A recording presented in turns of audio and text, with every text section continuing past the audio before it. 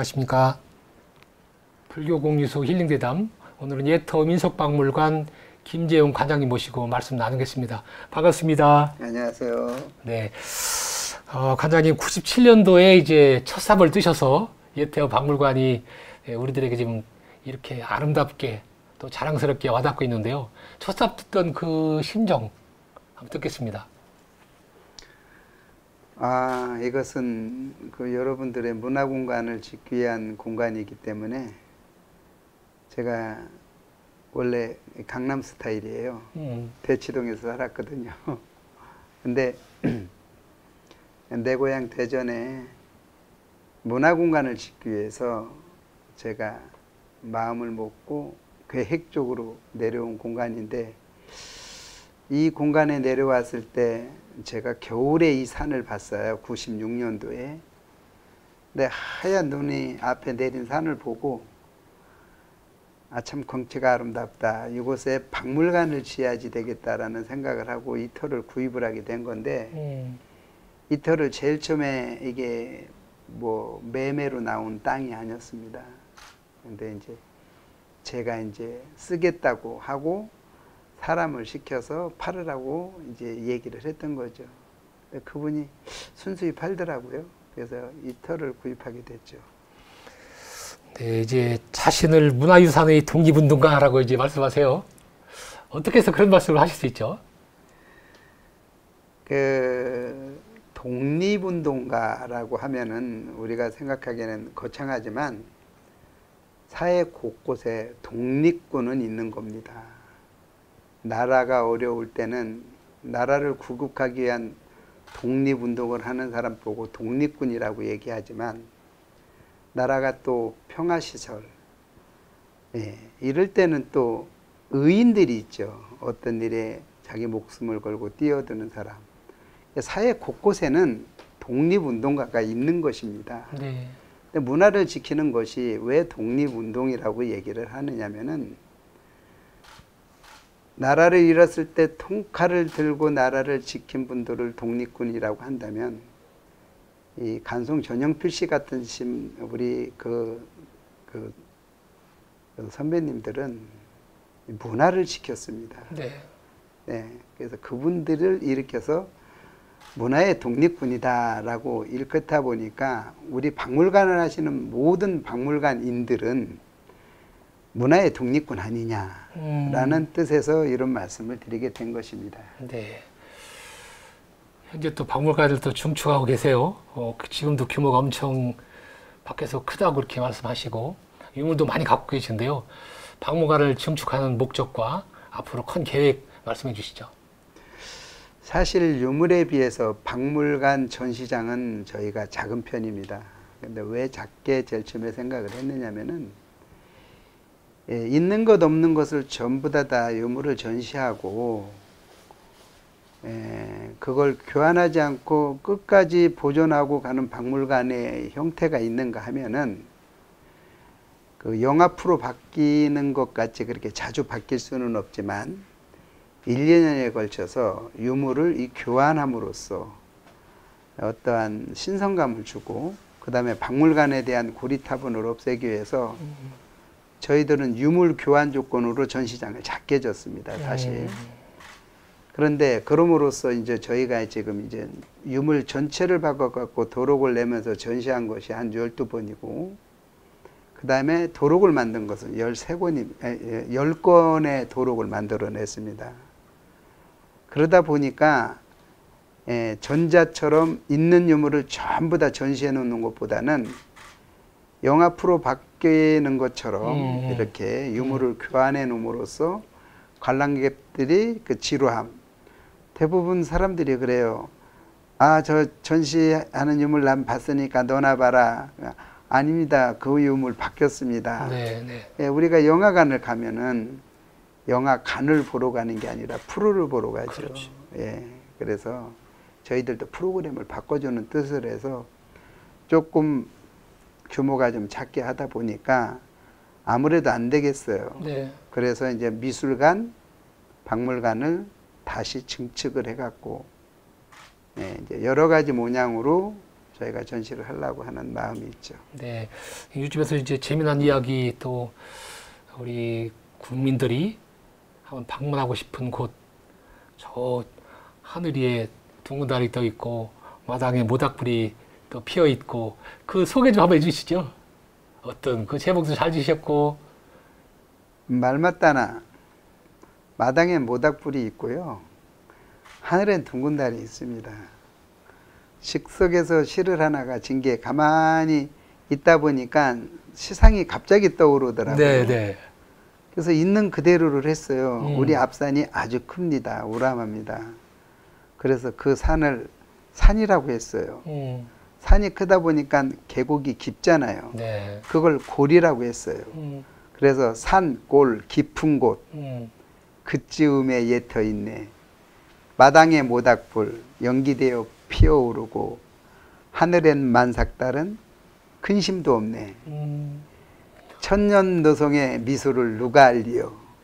그 풍광에 취한 우리 또한 밤 깊어도 돌아갈 줄 모르네. 이것이 진정한 문화공간의 가치다라고 생각을 했던 것이죠. 네. 올 때마다 또 마당에는 모닥불이 뭐야 또 연기를 피고 있고 또 초저녁 되면 빨간 또 초가 이렇게 또 호롱이 피어 있습니다. 관리는 누가 이렇게 잘하세요?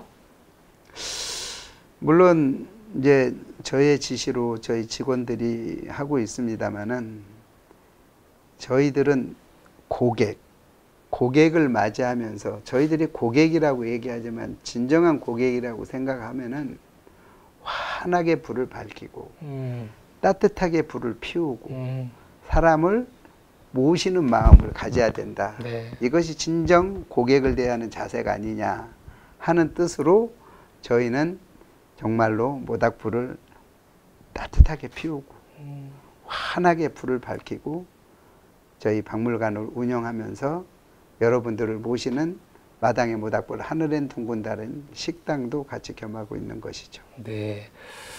이제 또 과장님께서 어릴 때부터 어머니의 소금단지라고 들었던 것 같습니다. 그 이유로 해서 이제 유물을 또 이제 보관하고 또 소집하고 이렇게 하고 계신데요.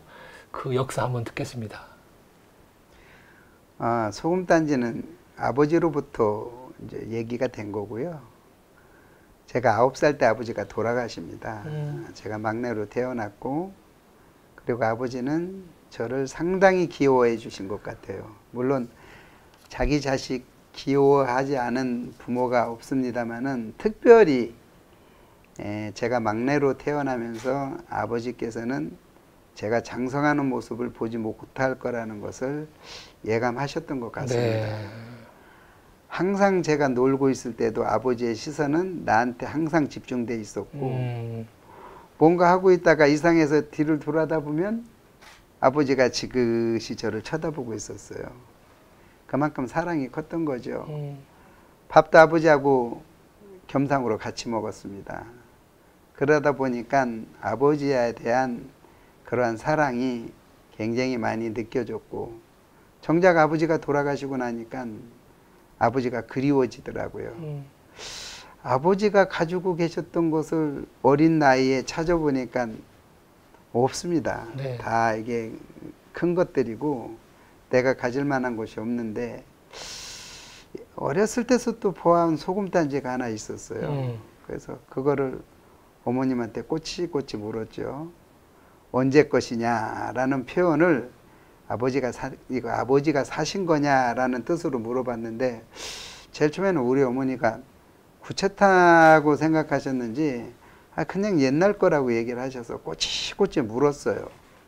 그 꼬치꼬치 물은 거에 대한 것을 나중에 이제 그 답을 하기 위해서 제가 이 말을 이제 하시는 건데 그렇게 물었더니만 우리 어머니가 내가 묻는 뜻을 알았는지 너희 아버지가 신혼 때 간장단지를 사오라고 하니까 저걸 사와 갖고 간장단지로 쓰다가 소금단지로 쓰셨다라고 말씀하셔서 이거 분명히 아버지가 산 거냐 그랬더니 아버지가 산 거라 그래서 그 다음날 소금단지를 깨끗하게 비워 갖고 내 책상에다가 올려놨어요.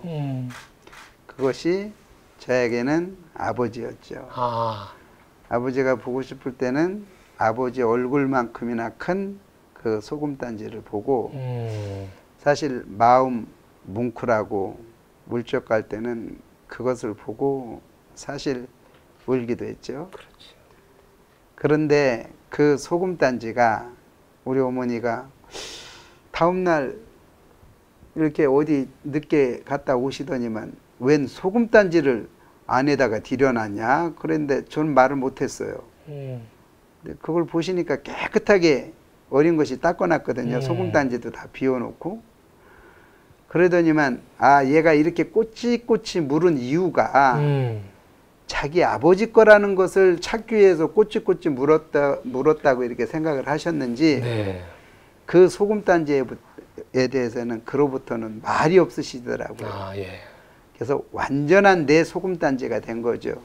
내 아버지가 된 거고 그것을 어머니도 마음속 깊이 내 마음을 아셨는지 그 소금단지를 아껴주셨습니다.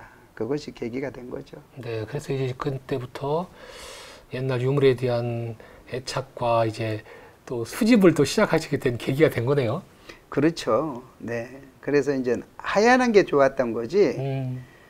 제가 실질적으로 이제 유물이 11살 때서부터 유물을 모으기 시작했는데 네. 그때는 유물이라기보다도 소중함이라기보다도 그런 하얀 단지를 보면은 가슴이 뭉클한 마음이 들더라고요. 그래서 소금단지가 우리 집에 있는데 저것도 하얀 단지가 꼭 남 같지가 않은 예, 내 것 같은 그런 느낌. 그래서 이제 그 하얀 단지를 소중하게 여기고 하나씩 둘씩 모으게 된 예, 그런 것이 된 거죠. 자, 우리 그 경제에 인문학을 넣자 그런 철학을 갖고 계시다고 들었습니다. 어떤 말씀이세요? 모든 사업은 경제입니다. 경제를 떠나서는 네, 그 사업이라는 건 할 수가 없죠. 그렇지만 경제만 생각하고서 이 세상을 산다 그렇게 하면은 그것은 또 박물관을 하는 입장에서는 경제만 생각하느냐라는 말을 들을 수가 있습니다. 그래서 거기에 인문학을 넣자. 그것이 이제 그 비영리 법인의 인문학을 넣는다는 것은 그래도 우리는 학문 쪽으로 가고 있다. 문화 쪽으로 가고 있다라는 것이 좀 특색 있게 보이기 위해서 경제에 인문학을 넣자라는 그런 말들을 제가 한 거죠. 네. 이제 인문학적인 또 반문화를 또 조성하신다고 말씀을 하셨는데요. 또 9시 반이 되면 아주 젊은 커플들이 와서 또 반문화를 즐긴다고 들었습니다. 네, 그것도 그렇습니다. 대부분 우리가 고문화라 그러면 높은 문화를 얘기하는 겁니다. 예, 오래된 문화도 고문화지만 높을 고자를 써갖고 고문화인데 고문화는 다 6시가 되면 문을 닫아요. 미술관, 박물관, 문학관 이런 것들이 6시만 되면 문을 닫는데 결국은 직장이 없는 사람만 구경 다니는 겁니까? 아니면 특별히 노시는 분들만 그러면은 거기에 방문하고 관람을 할 수 있는 기회가 있는 거 아니겠습니까? 토요일, 일요일 빼고요. 그렇다면은 6시에 같이 퇴근을 하고 같이 문을 닫아버리면은 진정한 고문화를 우리가 느낄 수 있느냐 이 말이죠. 네. 그렇기 때문에 박물관, 미술관, 문화에 관련된 인문학에 관련된 고문화는 저는 밤 12시까지는 최소한 네, 관람 시간을 연장해야 된다는 생각을 하는 겁니다. 네. 그럼으로써 정말 우리가 밤문화가 얼마나 발전이 되어 있습니까? 산중에서 박물관을 하면서 밤 12시에 문을 열어놨다고 이제까지 한 번도 어떠한 범죄라든가 도둑이라든가 이런 것들이 마주 본 적이 없습니다. 네.